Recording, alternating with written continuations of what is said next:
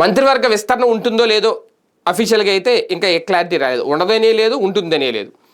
కాకపోతే ఈసారి మండలిలో ఉన్న వాళ్ళకి క్యాబినెట్లో చోటు దక్కుతుందా అని. ఎందుకంటే గతంలో నారా లోకేష్ గారు మండలి నుంచే మంత్రి అయ్యారు, కొంతమంది మండలి నుంచి మంత్రులు అయిన వాళ్ళు ఉన్నారు. కానీ ఈసారి ఎవరికి కూడా మండలిలో ఉన్న వాళ్ళకి అవకాశం రాలే.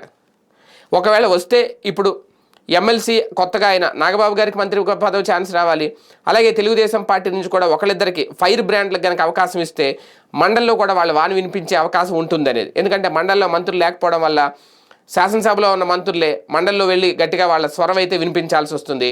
అందుకే కావలి గ్రీష్మ లాంటి వాళ్ళకి ఎమ్మెల్సీగా అవకాశం ఇచ్చిన నేపథ్యంలో ఆమెను మంత్రిని చేసే ఆలోచనతోనే ఆమెకు అవకాశం ఇచ్చారు అనేది. అందుకే వాళ్ళ అంచనా కనుక కరెక్ట్ అయితే మండలి నుంచి ఎవరికి మంత్రి యోగం దక్కుతుంది అనేది ఇక్కడ ఆసక్తి. ఫైర్ బ్రాండ్ నాయకురాలు వైసీపీపై నిప్పులు చెరిగే స్వభావం కలిగిన కావలి గ్రీష్మ వైపు ఇప్పుడు అందరి చూపు. ఆమెను అసలు మండలికి తెచ్చిందే మంత్రిని చేయడానికట. ఖచ్చితంగా ఆమె బలమైన వాయిస్ వినిపిస్తుంది మంత్రిని చేస్తే మండలిలో అనేది. ఆ క్రమంలోనే మండలిలో అధికార పార్టీ పైచేయి సాధించాలనే ఉద్దేశంతో గ్రీష్మకి అవకాశం అయితే ఇచ్చారు. పనిలో పనిగా ఆమెకు మంత్రిపీఠం కూడా ఇవ్వబోతున్నారు అనేదే ఇక్కడ.